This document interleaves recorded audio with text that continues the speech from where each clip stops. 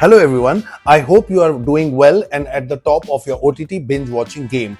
I am Akash and I welcome you back to my channel Pixelent OTT Reviews.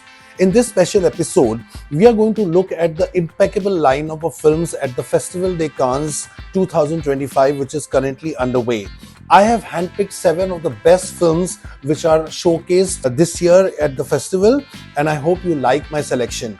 So without any delay, here's a quick look at the 7 top films which I've handpicked for you. In this episode, we are going to look at Tom Cruise's 8th and last offering in the Mission Impossible franchise, The Final Reckoning.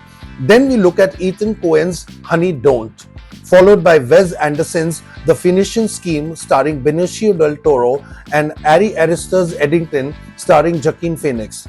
Right after that, we see Scarlett Johansson directed Eleanor The Great, followed by Richard Linklater's Nouvelle Vague, and lastly, Neeraj Ghaywan directed Ishan Khattar Janhvi Kapoor starrer Homebound. Before we dive into the episode, I would quickly urge you to please subscribe to my channel and press the bell notification icon so that you are updated on all the episodes and the special episodes that we are going to be uploading. Kicking off the list with a swashbuckling hot ticket at the Festival des Cannes 2025 is Mission Impossible The Final Reckoning. And what do fans expect out of a Mission Impossible franchise? All the impossible stunts performed by Tom Cruise himself, all the insider jokes from the previous MI films, and it has got all of that and a lot more. But once the obvious is seen and done with, the film obviously packs a huge punch as far as its screenplay and the story is concerned. It's a befitting last film in the franchise for Tom Cruise, who is currently ruling the roost as the superstar of Hollywood even after crossing the age of 60. It is the only film with a lot of hype surrounding it, which is led by the star rather than the director, because I believe Festival des Cannes is more about the director than the stars. Which brings us to the next film on the list, the Ethan Coen directed Honey Don't. This is a detective comedy with dark undertones, just like how Ethan Coen loves it, and it tells the story of a small town sleuth, Honey Donahue, who is unraveling mysterious murders with the backdrop of the church.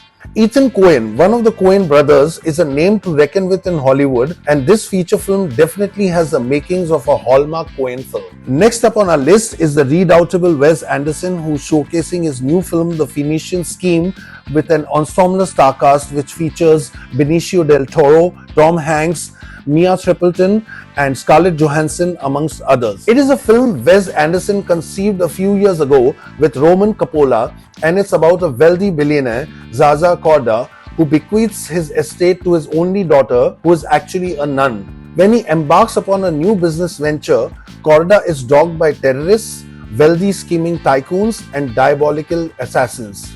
It is expected to be in the main competition, and we are sure that Wes Anderson has created a film with all his hallmark treatments and comedy and dark undertones which he is famous for. The 4th film on our list is Ari Aster's Eddington with a star cast of Pedro Pascal, Joaquin Phoenix and Emma Stone.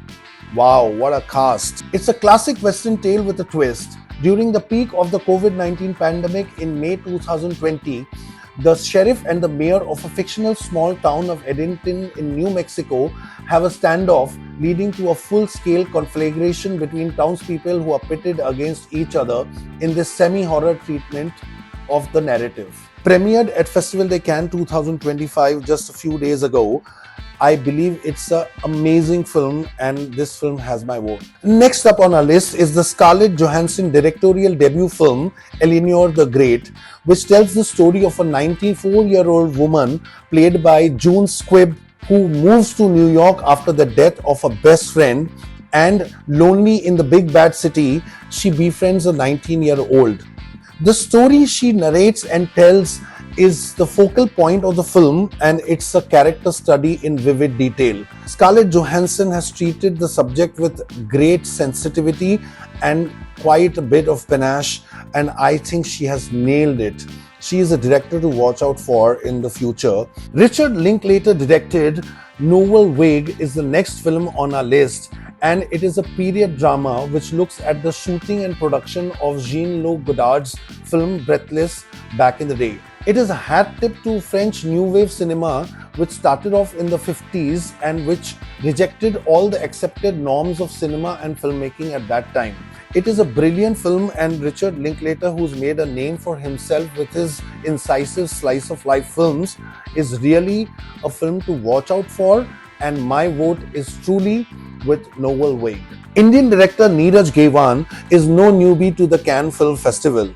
In the year 2015, he debuted his film Masan in the Uncertain Regard segment and won 2 awards. He returns to the Uncertain Regard with his new film in 2025, Homebound, and is set to dazzle cineasts. Starring Ishan Khattar, Janhvi Kapoor and Vishal Jetwa in central characters, the film essays the story of 2 friends from a little village in North India who are appearing for a police exams to earn their dignity. However, problems crop up and creep into the relationship because of excessive competition, and that's how the tale unfolds into its final denouement. It promises to be an exceptional film as Ghaywan brings simmering and underlying caste and native societal issues that as yet plague Indian society. I do hope you liked the topic of this episode, and this is a hat tip to all the top filmmakers in the world who have always excited us and who have always entertained us and always dazzled us with their point of view through their cinema. I would really like you to start a conversation in the comment section and talk about these films or the other films which have impacted you or which have cornered your attention and which you are going to watch. I do hope that you subscribe to the channel and always stay tuned in and like my POV on the subject. Thank you. Goodbye.